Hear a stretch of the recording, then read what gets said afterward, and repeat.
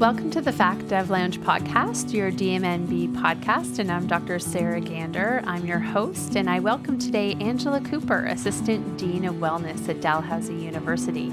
We discuss some practical tips for systemic and individual changes on our paths to wellness and Dalhousie's commitment to wellness for faculty and students. Hello and welcome to the Fact Dev Lounge podcast, your faculty development podcast from Dalhousie Medicine, New Brunswick. And I'm Dr. Sarah Gander, welcoming Angela Cooper here today, who is a psychologist, assistant dean of wellness at Dalhousie University, and assistant professor with the Department of Family Medicine and the Department of Psychiatry. So welcome, Ange. Thank you, Sarah. Excited to be here. I know. We've been trying to do this for a while, so finally. Yeah, it feels a good time to do it. There's a bit more space opened up, I think, recently to talk a bit more about wellness and what things we've got going does on. wellness have seasons? Like, is this the season of wellness? Well, I was thinking more that we're coming a little bit out of the crazy COVID, just a little bit. There might be a bit more of a gap to talk about something other than COVID. Oh, yes. Yeah. I think we should start to have like a disclaimer that you're not allowed. That's the cuss word of the podcast, is if you go COVID on us. It might have to come up a little bit because it's been pretty stressful for people. That's true. Well, it's kind of like there's this like vocabulary words that you can sense that people avoid that have become like the dirty words of the pandemic, like pivot and things like that. Fair. And so people try to avoid saying COVID. They'll just be like, well, with the restrictions. Oh, yeah, they catch themselves before saying the big C word. Oh my gosh. Well, how are you keeping well? Yeah, I am good. Pretty much all of my sort of private practice and my work with the Faculty of Medicine is online at the moment until we're in person again in September, if that all goes ahead. So to some extent, it's made it a bit easier, to schedule meetings all online. And certainly in my role, as the Assistant Dean of Faculty Wellness, to be reaching out across Atlantic Canada, because the position covers Nova Scotia, New Brunswick and PEI. So it's actually made it much easier for me to chat with people and bring people on board. It's kind of leveled the playing field to some degree because people aren't having to travel all over the place to meet. So I think it's helped in that way. So that's felt pretty good. But you would have firsthand like Zoom fatigue, screen fatigue situations happening. I mean, I feel that. I think a lot of the audience of this podcast would appreciate that. One particular challenge is I believe that Zoom or Teams or whatever should only allow meetings to go to 10 minutes before the hour because I like pee breaks, but people could use them as like stretch breaks. But I find that hour to hour and the screen right through is just exhausting. How are we coaching people with how to deal with that? I think that's a really good point. Ideally, I think meetings should be 50 minutes and we have 10 minutes to move. So there's been the pros of having a bit more control over the schedule or my schedule, but the downsides have been this. My diary has never been more booked up with less breaks. Mm-hmm. So I've been noticing, back pain, lower body pain because I'm just not stretching. I'm not walking down the stairs. I'm not going very far to the bathroom. I'm not doing the normal things I would do if I was in a working environment. So I think the physically the body struggles and it's this funny exhaustion. It's hard to describe it. Like it bothers me in my eyes and my face. Like I feel like I need to wash my face with cold water every couple of hours because who knows what the computer screens giving off with, being online all the time. So that's definitely a downside, I think, for sure. Yeah. I mean, I went to the optometrist the other day for an eye appointment and I was like showing off my like fancy Amazon $20, I call them blue blockers because I'm that old, but they're just like the blue lens glasses to try to like combat the glare and things like that. And I think they do help. Does that work? Have you found it works? Well, I find it works a little bit so you don't just have that same sense of, like you say, that fatigue and that drain. but I don't look myself when I see myself on the screen. So it feels weird and there's glare. And then for me too, I forget them all the time because that's just the way I am. But then at the end of the day, how are we moving back to this like hybrid model where the social interaction, it's almost like we've decided that that's irrelevant, like, oh, it doesn't matter. Right. That part doesn't matter. Let's get down to business. Yeah, and so you don't have these informal conversations that you would normally. Actually, one of the functions, and it's come up quite a lot in my discussions with faculty, is, just some of the informal conversations, the human conversations to get to know people that actually build psychological safety before you're thrown into the agenda and the minutes and let's go kind of thing. I don't think people ever realise, because we never had to forego it before, how important those smaller exchanges are and how important social gathering. I mean, I think we knew social gatherings are important, but I don't think we realise how cohesive it is when we go out with our team members, or we go out to to a cafe or to the shop and have a bit of that bonding time. I mean, ultimately we are social creatures. We do not do well with isolation. You must find as a psychologist too that like how much nonverbal, or like with you and I talking like this, like we're on screens right now as we're recording this. Yeah. But do you notice the like distant look, or do you notice the like nonverbal? And that's true of our patients, but then even with our colleagues. So like one quick example is that there was something going on with one of our people in our department, and my department's too small to say what it is. And I knew what it was because I have not been the department head for 2 days, but I was the department head then. And I knew about it, but it wasn't my story to tell. And then finally somebody said, I ran into so-and-so and are they okay? And I said, well, I don't know if they're okay. I mean, I check in with them and they say they're okay. And they say, well, they didn't look okay when I saw them. What's going on? But I feel like all of that would have come out at a department meeting if we were still coming together. Yeah. Just come out in a way that somebody would have noticed sooner or reached out to them sooner or things like that. Right. And that's really been the only wellness strategy that doctors have had. For a lot of professionals, right? Has been that, are you okay? Yeah. Okay. Yeah. Okay. Not okay. Yeah. Yes. Okay. That's it. Go for a beer. Okay. And that has been such an important function. And I think you're right. It's not like in a big meeting, you can check in on one person individually if they're looking a bit kind of sad or down, because then you're announcing it to the whole group. And of course, we know physicians are very sensitive, especially, and basic scientists, to any kind of shaming or embarrassing statement or any sign of vulnerability. Heaven forbid that we might be vulnerable at any point. And so I think some of those quiet conversations have been very much missed by many, many people. Mm-hmm. Where do you think vulnerability fits into that? Well, to we're go human. Full Brene Brown on you. Yeah, I mean, we, as much as we wish we weren't, we're human, and we couldn't. We're vulnerable. It's just the state of reality, and I think we can convince ourselves of our invulnerability, and I think to some extent medicine, and I think in faculty, the basic scientists too, it kind of selects for people who have a deep sense of invulnerability and perfectionism. It kind of selects for that in order to get certain jobs done. And that's okay to a point.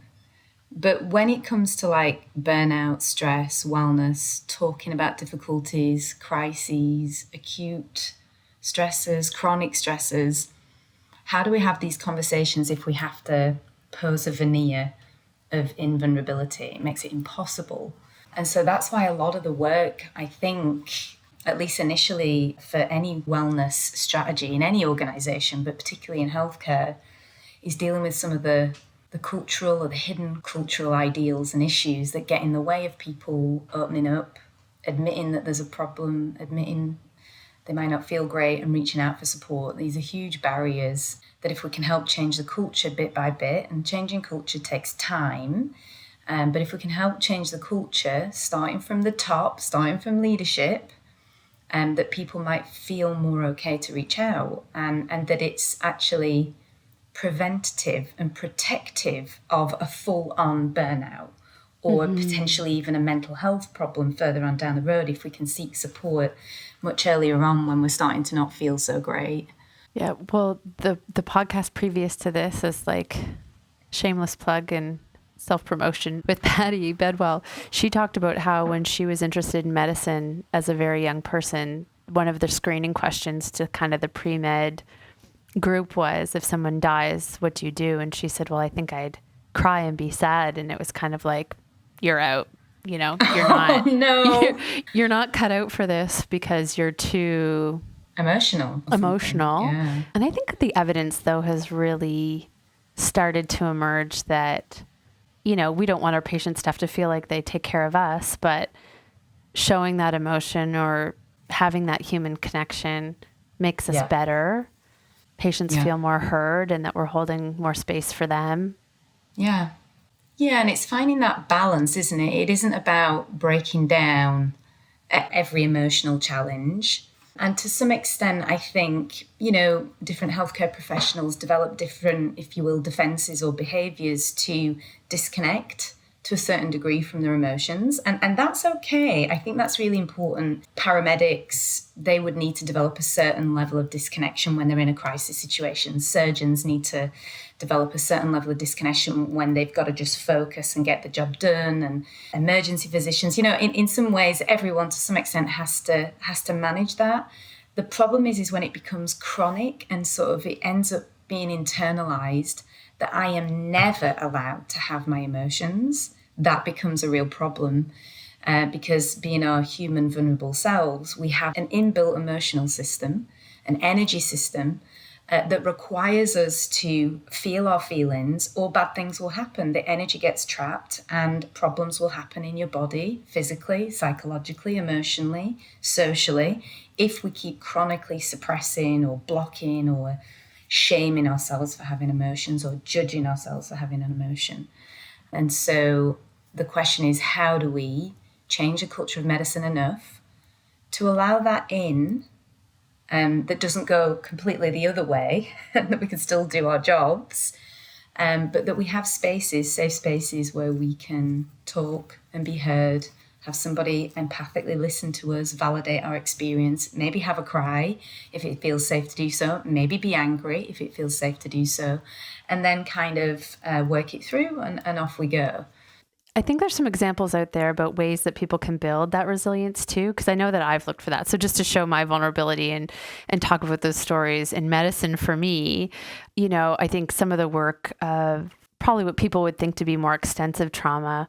It's funny, we were talking earlier about Gabor Mady's work about, trauma and mental illness. And then again, Patty and I were talking about the experiences of Indigenous people in Canada and the trauma that they've had and how that plays out. And we know that about adverse childhood experiences, about how that plays out in terms of your risk for medical conditions later, let alone mental health conditions. And then people speak of this sort of like small t trauma, which might not be fair because it implies that there's, more or less important. But to your point, that chronic toxic stress that I think that physicians have, and I think that professionals have, and people who have kind of put aside a lot of those feelings. And what does that mean over time? For me, that's definitely been, and don't get me wrong, like white, privileged, had the people who did all the support, had all the support, had all the reasons to do well. But still, it's sort of the grind of it, having kids, sleepless nights, being a pediatrician and watching kids die while you have the same age child at home, those scenarios where when do we let ourselves feel, or how do we equip ourselves to be able to walk away from that and not collapse? Because, straight up, right? Because what are we taught to do? Go have a glass of wine if you want to relax, Right. A good meal will feel good, and so then all of a sudden those buffering behaviors become eating, drinking, food. I don't know. I'm not a gambler, but you can list them, right? Sure. Social media, scrolling. Yeah. Which is in a way more disconnection. So even though we don't have the big T trauma, what can we do to get ready for like our chronic toxic stress that happens in our world? Yeah. I mean, it's whether it's big T or little t, it's about sort of stress in the body and how the body's nervous system copes with that. And, you know, eventually, if we go through enough little t's or big T's, the body's not going to be able to cope. Eventually, it's going to need some help. I mean, I guess it goes back to, firstly, having enough psychological safety to feel like you can reveal and talk about what you're struggling with. And so that's kind of one of the foundations of the strategy that I'm approaching the wellness across the Faculty of Medicine, is to build, how do we build psychological safety, right? Well, we, as a leader, we have to come out of that idea that we're invulnerable, and we have to talk about, you know, our humanity. The thing, like you just did, give an example of, something traumatic that you're witnessing and that triggers emotions, and to speak about that with your team or with your department. And it kind of starts to normalize emotional responses.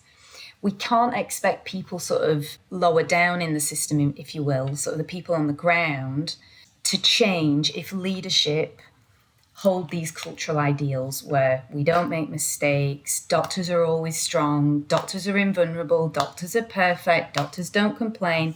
We can't open up in that kind of a system, right? It doesn't feel safe because we'll be scared of being judged and blamed and shamed, and maybe we'll be ridiculed if we open up, or things, or there might be some consequence if we actually say, hey, I don't agree with that, or my experience wasn't the same. And so one of the things that we're thinking about or hoping to work with is, so one of the collaborations that we're starting is a leadership wellness program, which is in collaboration with St. Mary's University for 40 leaders across the Faculty of Medicine. Because if we're going to make change to the culture and to a sense of psychological safety and to kind of humanize our cultural ideals, it has to start with leaders and how that gets passed down, and how wellness is thought about with every decision within the organization, because our biggest asset within the organization is our people. And if our people are unwell and if they're stressed and burnt out, then the organization can't function. And then we're going to have medical errors, patient safety issues, risk issues, litigation, all the many problems that come from unsafe systems. So building psychological safety would be one of the foundations, and that's what I would do as a psychologist with one other person, is how do I create safety with this person so they can open up, right? And there's different ways that we do that, and it's a bit of a different challenge to do it on an organizational level. How the heck do we do that and make sure that reaches across the expanse of the Atlantic provinces that we're covering? But I think starting with leaders is a good way to go, starting with system change.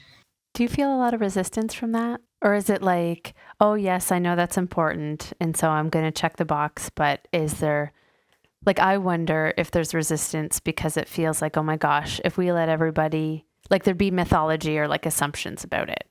Like if we create psychological safety where all of a sudden everybody does all the things that keep them well, nobody's going to come to work. Everybody's going to take extra vacation. Everybody's going to take their sick time and the system will collapse. Whereas I'm sure you and I would agree that the opposite is true, that productivity would be improved. Yeah, I mean, I haven't experienced that yet. And I think, I'm not saying it isn't in some people's mind, and certainly I can imagine if you're a department head and your resources are low, your staffing resources are low, and you start to think about people taking a sick day if they need one, and oh gosh, and what am I going to do? How am I going to cover that? Like, you can see the anxiety building. But all the research suggests that if we actually don't take care of people's wellness, you're going to have a real issue in a year to 2 years' time. So it's kind of being proactive. It'll be a sick year, not a sick day. Yeah, and then it's kind of like infectious. You know, if one or two people are burnt out and they're really negative and cynical because they're burnt out and they're exhausted, you know, it can bring the team down, and then the team start to feel disgruntled, and then it kind of spins out. And so then you have a real problem when you have a team that's feeling unheard, unvalidated, isn't taking the time they need to take care of themselves. I mean, you'd rather someone take 1 day sick than have to be on sick for 4 weeks. economically, all the research suggests this is a no-brainer that we need to do this in terms of what we would save, money-wise. That's less of my thought, but money-wise, yes, but more about people's health, wellness, spirit, soul, enjoyment, fulfillment, satisfaction, joy, all of these things that are so important. Well, and I mean, ability to perform, and what does that look like to have somebody say, I can't operate today because of whatever. And as a patient, I wouldn't want them operating on me, but if they never get that OR time back again, so that's a very systems level. Like, what does it mean if you say you can't operate? When can you then to make up for that time? Which, like, you and I don't have the answer to that, I'm sure, but is part of the problem.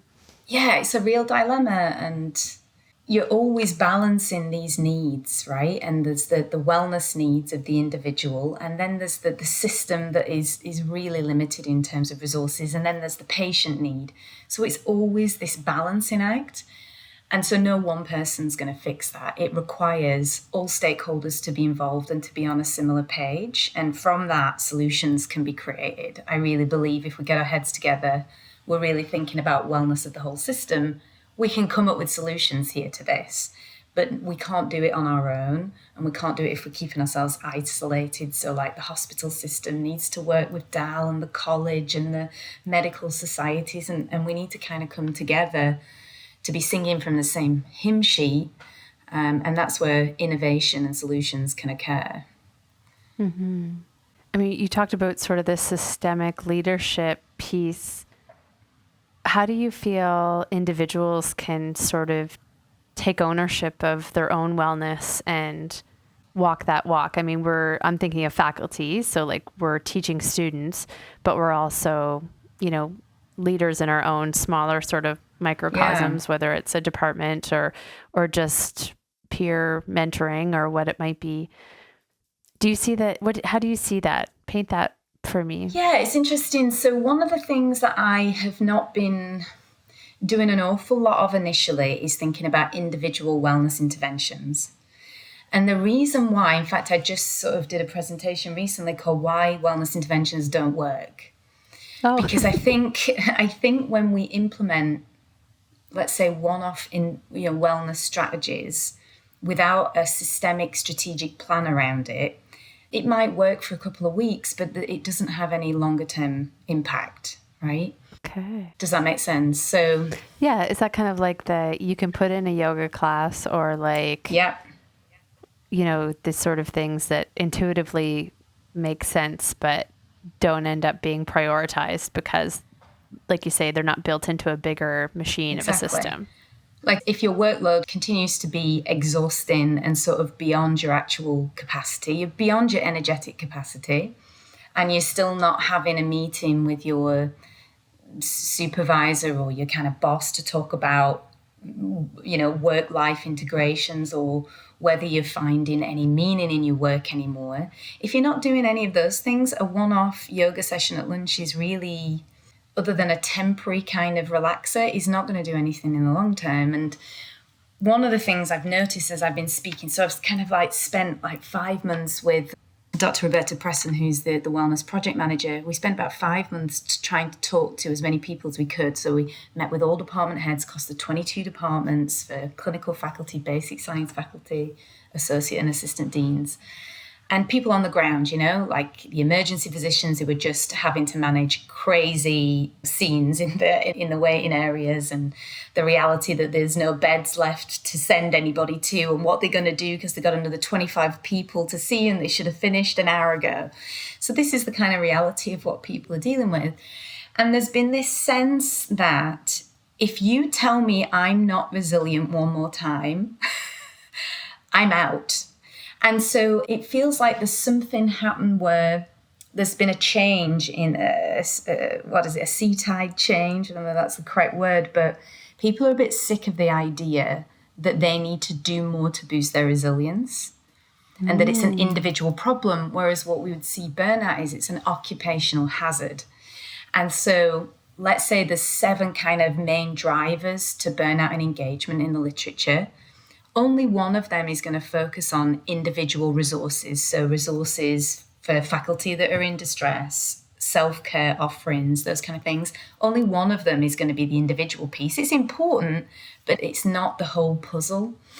And one of the things I've been talking about recently is helping people to recognize how we've often, and you can tell me if this is something that you've felt, Sarah, is how we may have identified with the cultural ideals that we're sort of taught as we go through residency in medical school, right? So there's these ideas in medicine that, doctors don't complain and doctors are always strong and doctors always have the answer, right? So these are these kind of cultural ideals. There's nothing wrong with those ideals. They guide us and they, they ensure, excellence in patient care and teaching and training and research.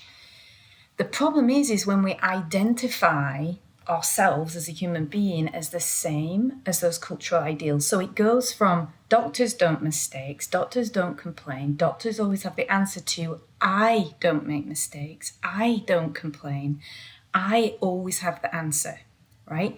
And that's a big problem because we're human. Oh my God, Angie, I feel so seen. I feel like that's how I parent now. And then it's all the work that I need to do to try to be better.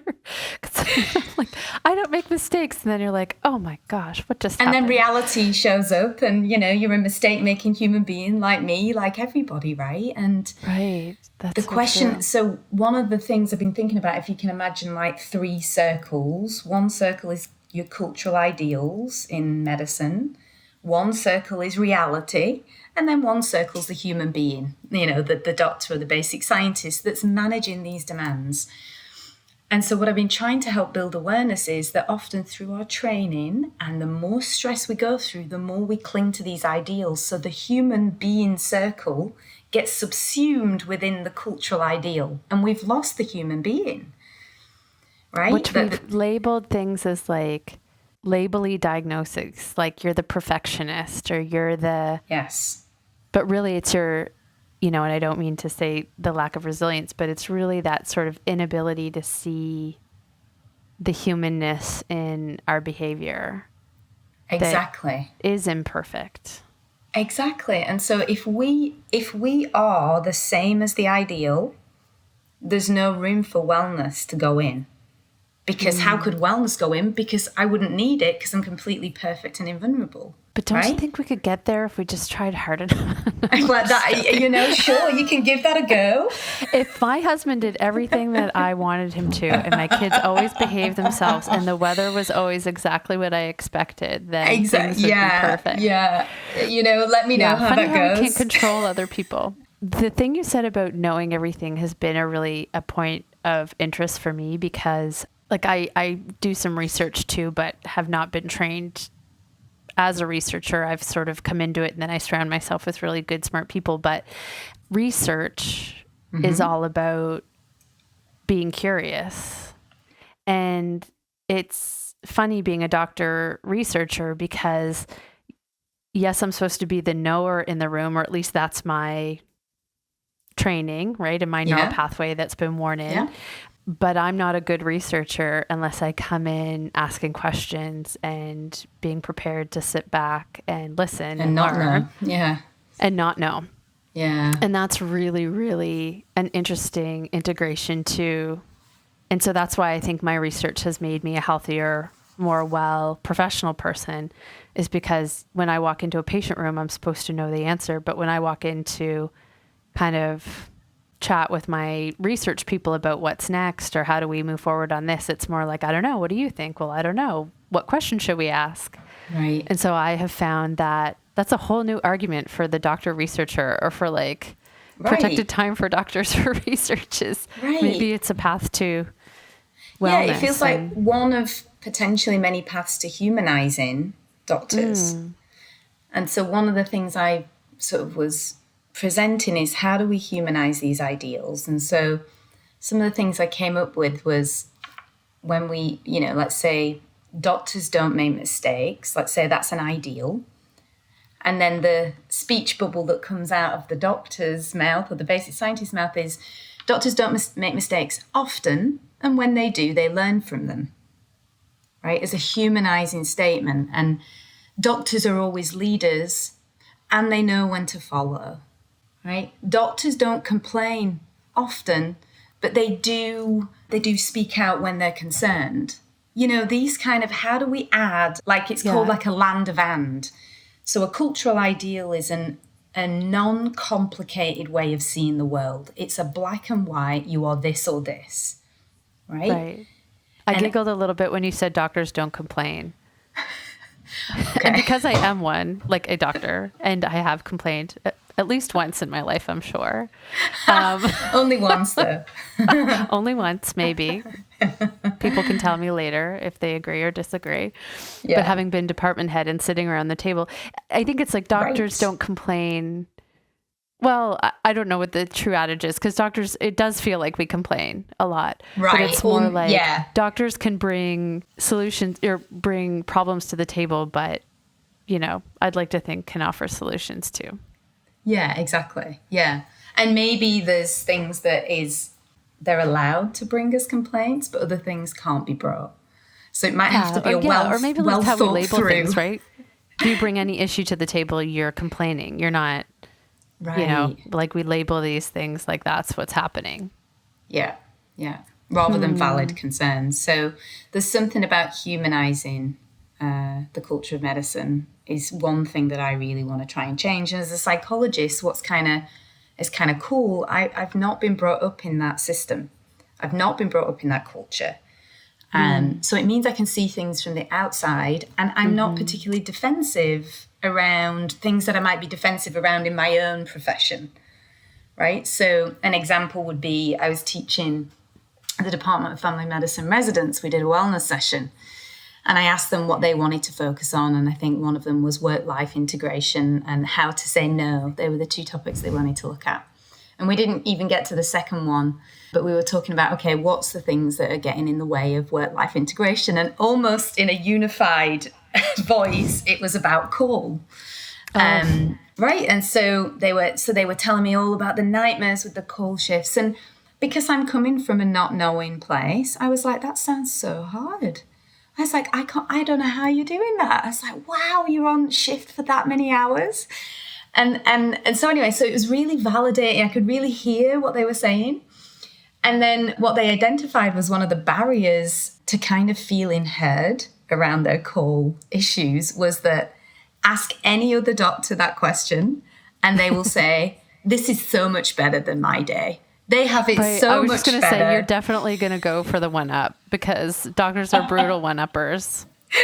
Right. That sounds like the call shift I had 2 weeks ago, and then I was on call again the next day. Exactly. And so what was really interesting that the group found so helpful, I didn't offer them one solution. I just said, that sounds really tough. How are you managing that? Gosh, is that other people's experience? You know, how do you manage it off time? You know, these, like, just again, these researcher questions, as you were talking about, that are the not knowing. Mm-hmm. And I think they just felt validated and seen. And that's all they needed. They didn't need me to change the policy around call. They just needed to be seen and heard and validated, and for someone to say, that sounds really tough. And it's very difficult when we've gone through a worse experience to get into that position. I think that's really hard. So that was an interesting kind of experience for me. Well, it's a great example because I've heard you say a couple of times now this work-life integration. And I've heard that term briefly before. I think people would be more familiar with work-life balance, but then for people who are interested in this sort of work and their quest, have probably heard that, is it a balance? It is more of like an integration. I remember a time when, and this is kind of what I thought I was getting into, you know, I remember a time, well, I'll tell you a story. So back in the day when I was a medical student, I remember working with one of the family physicians here in St. John. So it was back in like the drug company days when they like took you on the dinners and the stuff and things that we don't really do so much anymore. But I remember this like boat tour thing in the river, you know, and everybody was there and it was a barbecue. And yeah, I think somebody taught us for 7 minutes about cardiology, but we were basically there with the families and this sort of thing. And that was kind of the perception of, you know, spouses were there, kids were there. And slowly over the 15 years or so that I've been staff and kind of had my family involved with my work life more, there's been less and less of that sense of like, oh, we're all going for dinner, spouses would come, kids would come. Because I think for me as a mom, it's kind of like you're either at work or you're at home. Mm-hmm. You don't feel like you're stepping up in either way, even close to 100%, but we want to be perfect. So we wished we were 100% in both areas. Yeah. But there's no integration of the two anymore. You know, I don't want to be at work if I'm with my kids. Yeah. But I remember that being a really nice part about it. Interesting. Why do you think it changed? Well, I think in a way it became that false boundary. Like people were asking you about how to say no. I think it became like, this is how I put up armor. I think it's probably armor. Yeah. And almost like I know that if I get together with those people, we're going to talk about work, and that impacts my ability to be well because we're going to go down that rabbit hole. Yeah. My kids don't want to hear me talk about that necessarily, or that's at least just a thought I'm having. Maybe that's not even true. Maybe I'd be showing them a really cool example of what it's like to have work-life integration. My husband's a golf professional, so I do tune out a little bit after like the full account of every club used by hole 3. But it's sort of this sense of now we feel lonely because we don't have those experiences together. And my husband has less of an idea of what I do and who I work with because we're not sort of doing that. Right. I'm not going to say the dirty pandemic word, but obviously it's been worse over the last 18 months. Sure. But I think it was degrading anyway. Before that. Yeah. Yeah. I mean, that's a good point. From my perspective, work-life balance when it comes to faculty medicine, it's just a fallacy. It's not balance. It's never going to be balance because the resource and the need don't match. So the part of the integration piece is how do we integrate it? Because ultimately trying to find a balance feels like it's another pressure that someone has to find this perfect balance. And then it's up to the individual again to try and find that balance and carry all these, spin all these different plates. But I think it's a good point you're making about how, do people want that? Do people want to integrate the work and home life in the way that you're talking about? And some people will want to and some people won't. But for sure, the literature says, if you will, one of the low-hanging fruit that we can work towards that's not so expensive and has a super good effect on wellness is things where people are brought together, social events, whether that is competitions or whether that's family gatherings, where people get to know each other in informal settings. And another thing that they found that's found to have an excellent reduction of burnout is something called commensality groups. And this is something that I hope we could maybe look to pilot across a few departments that are interested. And what it is that the department agrees to pay twice a year for particular groups to go out on an all-paid night out, a meal and drinks, right? Twice a year.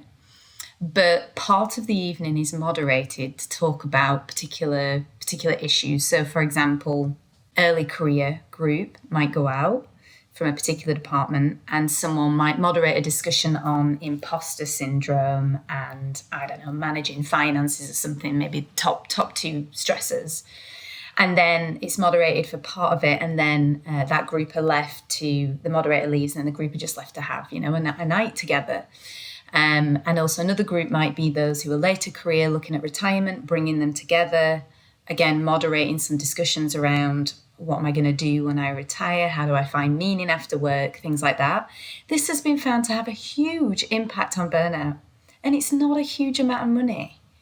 That departments. And don't you think it kind of mimics what the world was like when we were more gathered in groups anyway? Like I think about the equivalent of that as like a parent. Yeah. We have, I avoided baby groups because I'm a pediatrician and it just felt like an oral exam to me. So, but when you find like-minded people who you're trying to do things with, you kind of cohort off and you support each other and, like a breastfeeding group or like maybe an art group or, whatever. Or like mountain biking is really popular around here in New Brunswick. And so it's just sort of this like-minded group where you teach each other, you learn each other, you mentor for each other. And so that creates that, which isn't happening organically anymore, which I see so much value in. Yeah. And I hope we can go back to a lot more of that, How do we get the naysayers? When I started being a department head, somebody said to me, what's your biggest goal of your time as department head in pediatrics?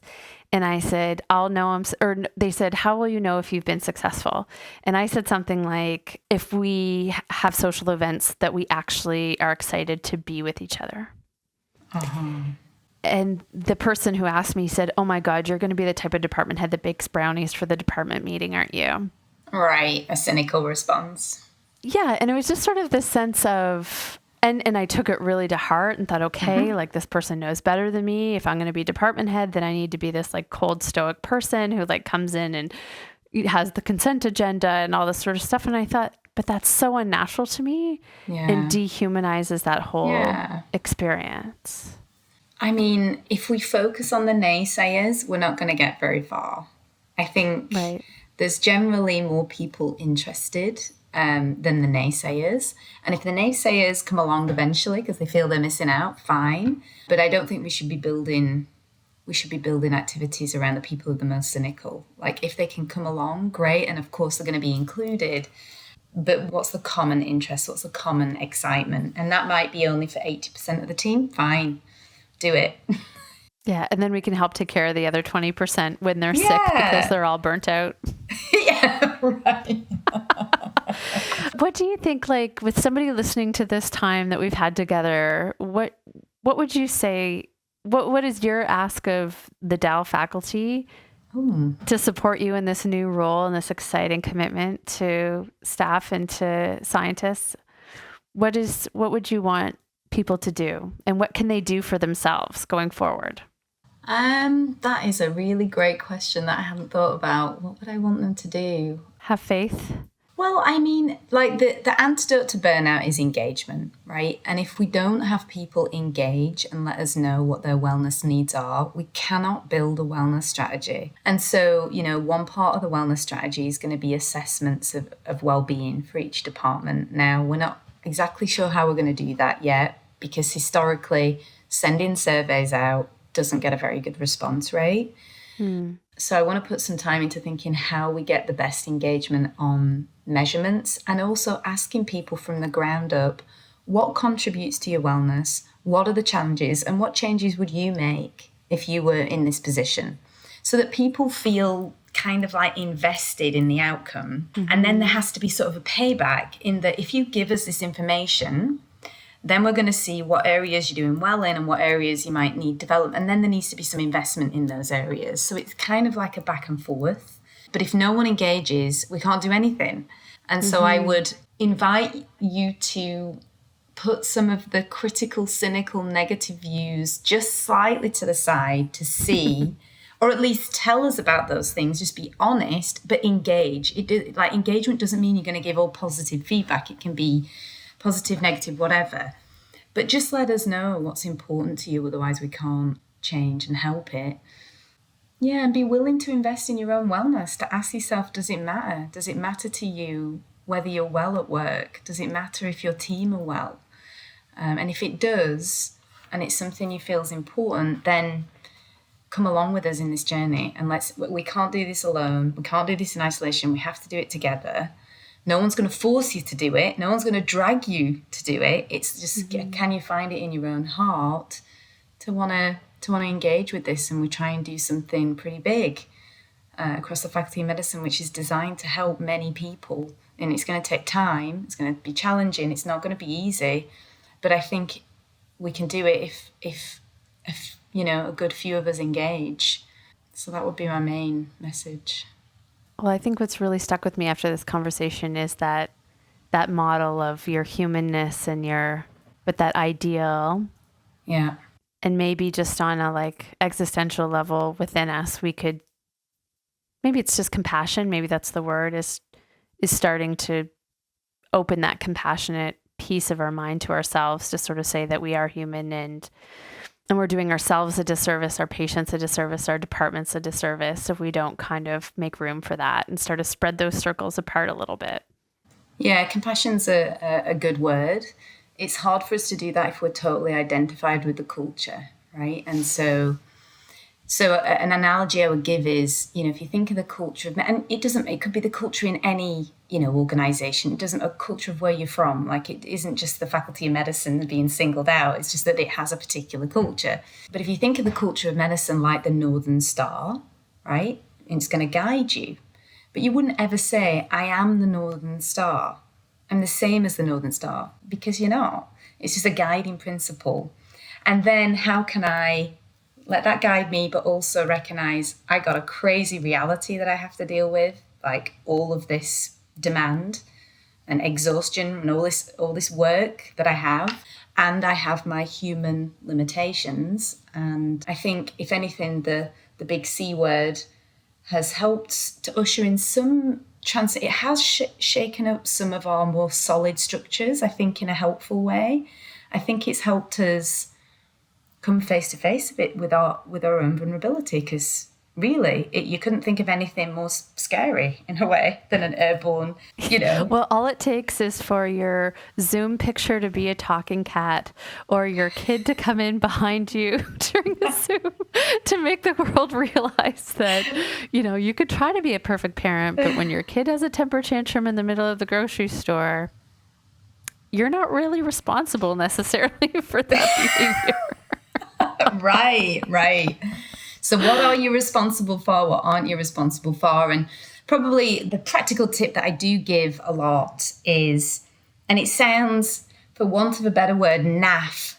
Do you have that a bit naff? We would say that in the UK, like it sounds kind of like nothing, but if we can get into the habit of journaling every day or every other day, it's so helpful for some of the things we've been speaking about, to know the difference between when you're sort of speaking from a perspective of a judgment, or when you're in touch with your humanity, or when you're in touch with reality. So, when we journal, you can just write out literally whatever's in your head. It could be, I don't even know what to write here. I'm thinking about my shopping list, whatever. And you keep going. And you're like, I'm a bit anxious about going into work today. I don't want to see that patient, or whatever. The more you can get that out, it's a way of concretizing what you're holding in this big brain of all of ours. Mm-hmm. And it kind of allows us to begin this separation process. So let's say when we're stuck with the cultural ideals, we're fused up and we think we're the same as the ideals. When we start to write things out and concretize it, it starts to help us separate out, okay, that's a judgment, that's a judgmental thought.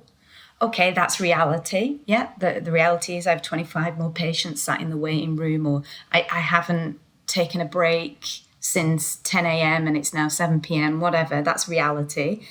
And then there's like my human self, which is my emotions, my physical sensations, my experiences, all of those things. If we can start to separate those things out, it gives us a bit of distance and a bit of a breather. Right. And it maybe like simple. An opportunity for kind of a higher part of our brain to look at it and say, like, is this true? Is this not true? Yeah. What am I making this mean? Because I find that that's a hard thing when, you use the example about I'm anxious to go to work. It's like, well, why are you anxious to go to work? Exactly. Well, I don't know. So-and-so's, I don't want to see so-and-so. Yeah. And it's like, well, why? Like, I think actually then that's the, again, not knowing part. Well, why though? Well, because they think I'm too slow in clinic. Well, are you? Is that true? It's just, I think asking those questions means, especially when you're journaling, because you're not in it. Like I find that doctors, at least I am, when I'm in it, I'm so reactive. Yeah, of course. We all are. Yeah. And it almost gives us a chance to practice before we're in that anxiety-provoking situation, if you will. You've kind of readied yourself a little bit prior. And another thing that you can do with the journaling is just stick in a few things that you're grateful for. And again, it sounds kind of simple, but it actually triggers different parts of your brain that we need to kind of consciously trigger.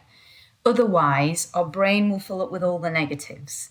And so we kind of got to work a bit harder to focus on the positives. And that actually leads to a reduction in our nervous system activity if we can just focus on, okay, so I'm grateful for the meal that I had today, and I'm grateful for, being surrounded by trees, even though I'm at home, being, surrounded by greenery, and I'm grateful for the tiny little bit of sunshine that I'm seeing through the clouds today. whatever it might be. But that or grateful for the things at work, like, you know, I'm occasionally grateful for a no-show. You know, like sometimes it's the things that like you can decide how you think about it. I mean, I'm salaried, so easy for me to say, but like, right. Even if you're not, sort of saying, okay, I could be like, oh, I'm not making that money, or now I'm going to have to rebook that patient or whatever. But if you could say, wow, I am actually grateful for that, because that might mean that I have a step ahead of my paperwork, or I can pee, or I can eat this sandwich, or, you know, it depends on how you look at some of these things. Yeah, the perspective. And I think journaling can help ask some of those questions around your perspective. Because when we have no time, it's just so easy to fall into more negative mindset. Mm-hmm. And we know that when we have a negative mindset, and again, it's not necessarily conscious. We don't wake up in the morning thinking, I can't wait to have a negative mindset. It doesn't happen like that. It just happens. But the more stressed we are, the more that link to our nervous system, our autonomic nervous system, it starts to switch on. And it starts to kind of go above its baseline, and then it starts to be chronically stressed because it's never getting some downtime. And then that's when problems start to happen. And so if we can give that a bit of a breather and a break, and it's the same, like exercise would do that, yoga would do that, mindfulness would do that, art would do that. These same things give us a break because they get us in the present moment, as opposed to ruminating and thinking and using that prefrontal cortex like it's burning with heat. And thinking, and that triggers our nervous system. And that can be problematic. So you could even journal in your car for 5 minutes when you get to the hospital in the parking lot. This doesn't have to be a big carved out, get a babysitter kind of thing. No, not at all. And you can even get rid of it. Like, you don't need to, if you don't want to, hold on to it. You can burn it if you don't feel safe to have. I know some people don't feel safe to have things that they've written down. You can rip it up and throw it away. It's just the act of doing it has a big impact. So, top tip. So we'll leave people with a tangible little thing, but also a carrot to continue following the wellness strategy and hear about ways that they can be engaged. Yeah, and check out our website. We've got a website. It's kind of almost put together, but we're going to have a load of resources on there, which will stop you having to visit a lot more other resources or web pages. We'll try and have it all in one page so you can have a one-stop shop if you want. Will we be able to share that when this goes live? Do you have a website that you wanted to say, or is it still under construction? It's under construction, but I think there's some elements that are already out there that have been checked by comms. So okay, we'll include those in the show notes. And thank you so much for your time today and for coming and talking about this. I think it's a really important thing. It's probably what's going to sustain us as we move into a new world.